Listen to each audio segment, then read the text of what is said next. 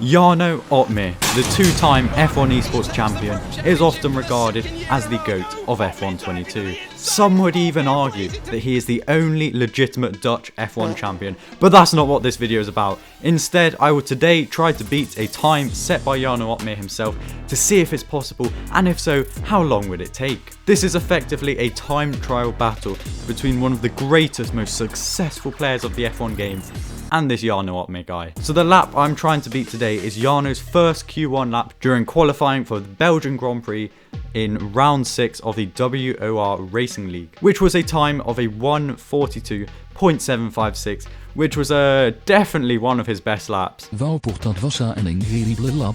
No one will ever beat that. And before you start attacking me, being like, whoa, you're not even using the lap times from esports, oh my god, you're a fraud. Well, that is kind of true, but this was actually recorded before the first round of F1 esports. So yeah, if I manage to beat Jarno's time today, then I might just do something similar in the future using the times in F1 esports. But anyway, we head to Belgium, and I can't actually remember where I got my setup from. It might be on the screen now if I remember later. It was from somewhere, I do know that. But with that, I was ready to do my very first lap, which was a time of a 1:44.3, which is already like 1.6 seconds off the pace, so not a great start to be honest. But this is a marathon, not a sprint. I immediately did another lap, which was a lot better as I improved by like half a second, so it was looking good. But then I started to run into some problems. For some reason, I just could not stop making mistakes. I felt like a prime Nicholas Latifi, just always going off track at places I didn't even know were possible. I decided at this point as well to fully turn off traction control, because I knew I would have to do it at some point, and also can finally beat the allegations of being an assists user, or well, using many assists. Now I just use some assists. Yeah, and I got off to an absolutely flying start, as you can see. But it was all good though, because the very next lap I was showing some better pace. But just like Southgate's England team, I had no control at the back, and I ended up completely bottling the lap. But I returned a while later and finally didn't bottle a lap, leaving me within a second of Jarno Opmeer's time. I pushed on, hoping for my pace to improve, but it didn't.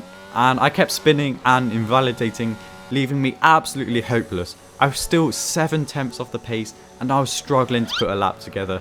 As I carried on, I heard a voice say to me, Webby87, you are Cristiano Ronaldo. But I broke down in tears, because it was at this point that I realised I was well and truly finished.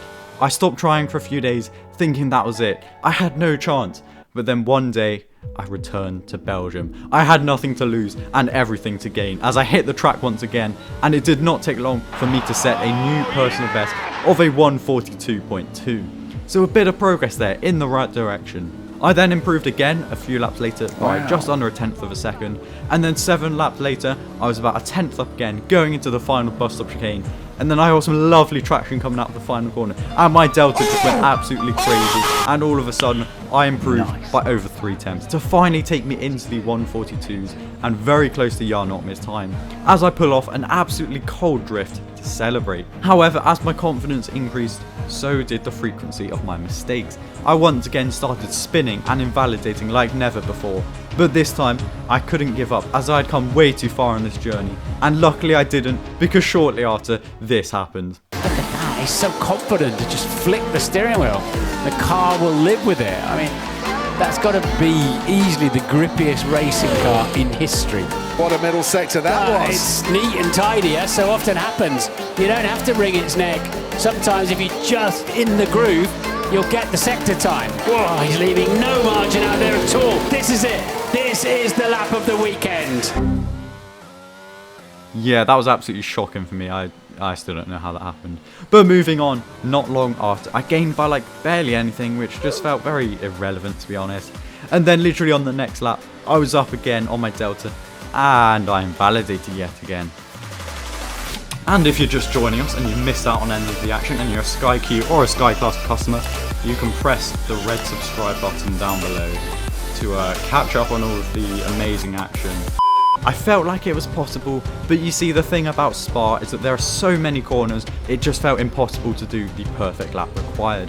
At this point, it started to seem like I just wasn't good enough to do this. But then all of a sudden, I got a lovely exit out of turns 8 and 9, and I was absolutely shocked to see the delta. This was honestly unlike any lap I'd done so far. Surely I couldn't bottle it now. The next few corners didn't feel too great, but somehow I just kept gaining on the delta. And heading into the final chicane, I was 3 tenths up on my delta, even though I only needed to gain like a tenth and a half. Surely I could not let this slip now.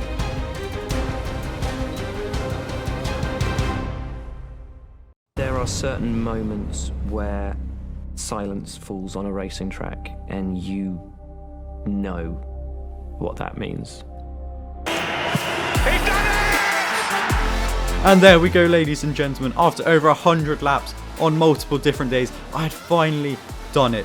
And fun fact, by the way, the whole time I was doing this, I'd actually written down the wrong lap time.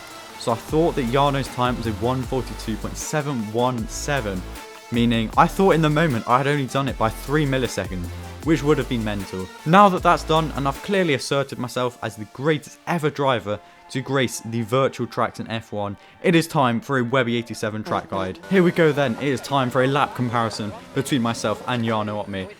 Going into turn 1, just sort of brake really. Not too late, not too early. And then here we go into these sections. Now you'll see Jarno Opmeer takes a lot of curb, which was probably wise. I never even thought about taking the curb. I think I was just always scared of like spinning or something. Now this corner was, it happened, I don't know. Into Puon, I think I'm a little bit ahead still.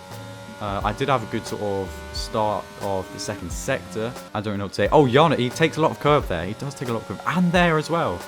I don't know if I was just playing a bit safe at this point because I knew I was up on my delta by quite a lot. Yeah, it looks pretty close. I think I'm a little bit ahead. I do go very deep into this corner. Yeah, I was absolutely terrified to snap of oversteer as well. And coming across the line, yeah, I was a teeny bit quicker. If you want to see how intense it was, like honestly, going into the final corner, my heart was beating. Watch a close-up of the throttle as I try and put the power down coming up the final corner. You can see how like scared I was of like bottling it. Well, there we go. I hope you learned a lot from that very informative track guide. A few disclaimers before the video ends. Jarno's time I beat was the slowest of all of his lap times in that qualifying session, and also he said he'd done like 1 lap beforehand to warm up and was apparently using a very risky setup. So yeah, it doesn't look too great to me. I guess I do have the control attacks as a controller player, and some might argue that that cancels out all of these disclaimers, making me quicker than 2-time F1 Esports champion Jarno Opmeer, but that might be a bit of a stretch to be honest. But anyway, that will be all for this video. Thank you for watching, and I will see you next time.